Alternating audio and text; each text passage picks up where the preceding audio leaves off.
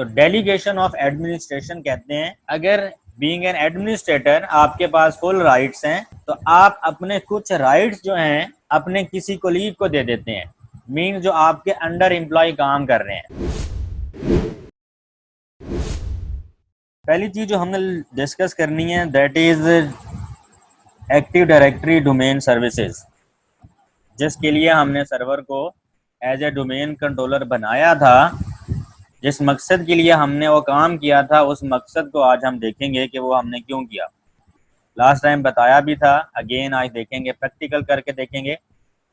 दूसरी चीज़ आज हम जो डिस्कस करेंगे that will be domain joining. Domain joining यानी कि हम अपने सर्वर को एज ए डोमेन कंट्रोलर बना चुके हैं, बट वो जो सर्वर है उसके साथ डिफरेंट कंप्यूटर्स ज्वाइन कैसे होंगे, मींस हमें क्या फ़ायदा हुआ अगर हमने एक डोमेन कंट्रोलर बनाया है, सर्वर रखने का हमें क्या फ़ायदा हुआ। तो उस सर्वर रखने का फ़ायदा ये हुआ कि हम उस सर्वर के साथ जितने कनेक्टेड कंप्यूटर्स होंगे, जितनी कनेक्टेड डिवाइसेज उसके साथ होंगी और जितने कनेक्टेड इनडायरेक्टली यूज़र्स होंगे उनको हम किस तरीके से मैनेज करते हैं, ये चीज़ आज हम देखेंगे। यूज़र अकाउंट्स को कैसे मैनेज किया जाता है। यूज़र अकाउंट कहते हैं कि अगर सर्वर के अंदर आपने एक अकाउंट क्रिएट किया है for the specific user, that means for example lab के अंदर एक कंप्यूटर पड़ा हुआ है, उस कंप्यूटर के ऊपर आप जाके लैब परफॉर्म करते हैं, ये तो आप सबको आइडिया होगा। तो जब आप लैब में जाते हैं वहाँ पर आप अपना यूज़र नेम और पासवर्ड देते हैं, that's user name and passwords are your account credentials, जिसकी बेस पर आप वो सिस्टम एक्सेस करते हैं, आप ऑथोराइज्ड होते हैं कि आप वो सिस्टम यूज़ कर सकें। उसके लिए आपको जो यूज़र नेम और पासवर्ड प्रोवाइड किया जाता है उसके बेस पर जो टेक्निक होती है, जो लॉजिक होती है, उसको देखेंगे कि एक्चुअली आपका नाम का एक अकाउंट सर्वर मशीन के ऊपर एक्टिव डायरेक्टरी के अंदर क्रिएट किया जाता है। उसके बाद आपको वो यूज़र नेम पासवर्ड दे दिया जाता है और आप लैब में जिस मर्जी कंप्यूटर के ऊपर आप लॉगिन हो, आप आसानी के साथ उस कंप्यूटर को यूज़ कर सकते हैं। दैट मीन्स कि लैब के जितने कंप्यूटर्स हैं हमारे वो एज ए क्लाइंट वर्क कर रहे हैं, बट बैकएंड पर एक ऐसा कंप्यूटर है जो कि सर्वर मशीन है और वो as a domain controller work कर रही है। तो आपकी जो क्लाइंट मशीन हैं, जो लैब के कंप्यूटर्स हैं, उनको हमने डोमेन के साथ ज्वाइन करवाया हुआ है, यानी कि क्लाइंट्स जो हैं वो सर्वर के साथ ज्वाइंड हैं और उन क्लाइंट्स मशीन को यूज़ करने के लिए यूज़र अकाउंट्स रिक्वायर्ड हैं। आज हम सीखेंगे यूज़र अकाउंट कैसे बनाए जाते हैं, प्लस उन यूज़र अकाउंट्स को मैनेज किस तरीके से किया जाता है। उसके बाद हम देखेंगे ग्रुप्स। दैट मीन्स कि अगर 3-4 लोग हैं, 3-4 यूज़र अकाउंट्स हैं, तो उनको अगर एक ग्रुप के अंदर रख दिया जाए तो ग्रुप बनाने का क्या फ़ायदा होता है, यू ऑल नो दैट। जैसे अभी मैंने आप लोगों को असाइनमेंट दी तो ग्रुप में दी, फ़ायदा क्या हुआ ग्रुप बनाने का कि अगर मैंने सेम टास्क ही देना है 3 से 4 लोगों को, तो मैं उन 4 लोगों का ग्रुप बना लूँगा, ताकि बजाय इसके कि मैं इंडिविजुअली हर एक को समझाता रहूँ टास्क, मैं एज ए ग्रुप में समझा दूँगा, ताकि वो सब जो लोग भी उस ग्रुप के मेंबर्स होंगे उनके लिए वो टास्क समझना आसान हो जाएगा और मेरे लिए वो टास्क बताना आसान हो जाएगा। सिंपल, जैसे व्हाट्सएप में आप लोग ग्रुप बनाते हैं, हमारी क्लास का ग्रुप भी बना हुआ है, तो इसका क्या फ़ायदा है कि मैंने जस्ट एक दफ़ा लिंक शेयर करता हूँ जूम मीटिंग का, तो आप 20-25 लोग जो हैं वो उन तक वो लिंक पहुँच जाता है और आप आसानी के साथ ज्वाइन कर लेते हैं मुझे और हम लोग स्टडी कर लेते हैं। ये एक सिंपल बेनिफिट है ग्रुप बनाने का। ग्रुप बनाना सीखेंगे कि सर्वर के ऊपर ग्रुप्स कैसे बनाए जाते हैं। फिर हम देखेंगे कंप्यूटर अकाउंट्स। जिस तरह यूज़र के अकाउंट्स बनते हैं, फॉर एग्जांपल आपने यूनिवर्सिटी में एडमिशन लिया तो आपको हमने एक जो यूज़र क्रीडेंशियल्स हैं आपके अकाउंट की वो आपको प्रोवाइड की कि आपका ये रोल नंबर और ये पासवर्ड है, आप लैब में जाएं और आप हमारा सुपीरियर का जो सिस्टम है वो आप यूज़ कर सकती हैं। अब जो सुपीरियर का सिस्टम है that is computer, that is client machine.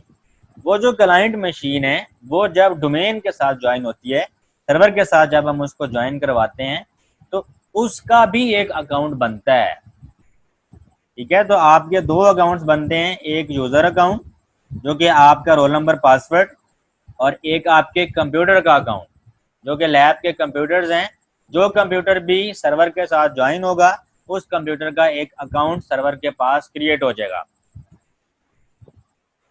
Computer का अकाउंट जो है हम वो सर्वर में क्रिएट नहीं करते।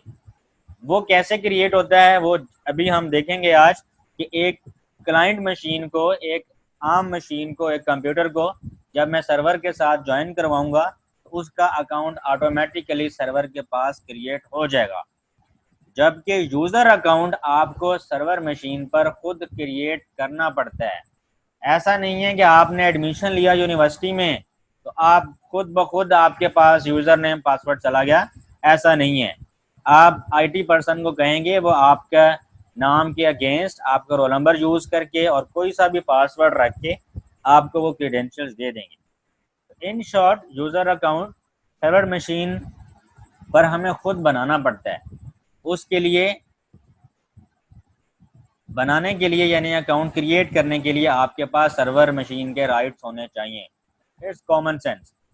जबकि कंप्यूटर अकाउंट्स बनाने के लिए आपको सर्वर मशीन के मींस के आपको सर्वर मशीन पे कंप्यूटर अकाउंट क्रिएट नहीं करना पड़ता। वो जब क्लाइंट मशीन के ऊपर जाके जब वो डोमेन के साथ ज्वाइन होता है तो उसका अकाउंट खुद ब खुद बन जाता है। फिर हम देखेंगे आज ऑर्गेनाइजेशनल यूनिट्स। ये लास्ट टाइम भी हमने थोड़ा सा डिस्कस किया था, आज प्रैक्टिकली करेंगे। ऑर्गेनाइजेशनल यूनिट कैसे बनाते हैं, उसका फ़ायदा क्या होता है। तो ऑर्गेनाइजेशनल यूनिट्स इसलिए बनाए जाते हैं कि आपकी जो कंपनी है वो डिफरेंट सब डिपार्टमेंट्स पर मुश्तमिल होती है। तो उन छोटे छोटे डिपार्टमेंट्स को, सेल्स को, आईटी को, मार्केटिंग को, अकाउंट्स को, इन डिपार्टमेंट्स के यूज़र्स को मैनेज करने के लिए हम सर्वर मशीन पर छोटे छोटे ऑर्गेनाइजेशनल यूनिट्स क्रिएट कर लेते हैं ताकि हम ऑर्गेनाइजेशन को अच्छे तरीके से, अच्छे डिसिप्लिन के साथ मैनेज कर सकें। और दूसरी ऑर्गेनाइजेशनल यूनिट को हम दो पर्पसेस के लिए यूज़ करते हैं।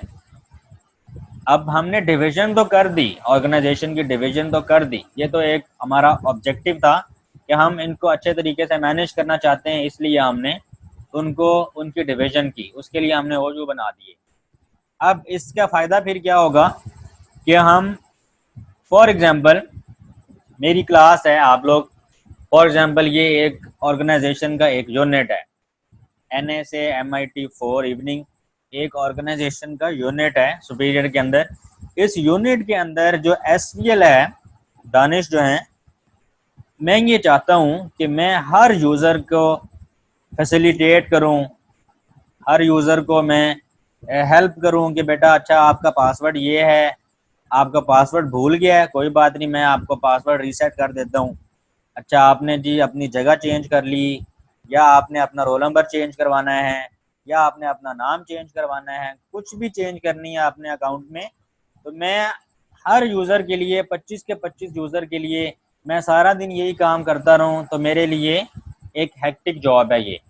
बिकॉज ये अभी सिर्फ आपका एक ऑर्गेनाइजेशनल यूनिट की बात कर रहा हूँ। बीइंग एन एडमिनिस्ट्रेटर, ऑर्गेनाइजेशन के अंदर बहुत सारे यूनिट्स हैं, तो मैं अब 1000 और 2000 3000 इतने ज़्यादा एम्प्लॉयज़, इतने ज़्यादा सुपीरियर के स्टूडेंट्स को मैं अकेला मैनेज नहीं कर सकता। मैं क्या करूँगा, मैंने उसके लिए क्या किए, ओयूज़ बनाए ताकि मैनेजमेंट आसान हो।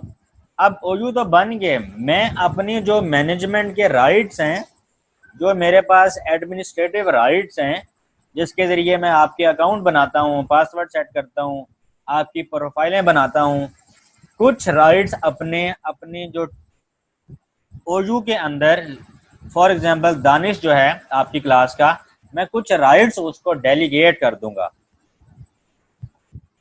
ठीक है, तो डेलीगेशन ऑफ एडमिनिस्ट्रेशन कहते हैं कि अगर बीइंग एन एडमिनिस्ट्रेटर आपके पास फुल राइट्स हैं तो आप अपने कुछ राइट्स जो हैं अपने किसी कोलीग को दे देते हैं।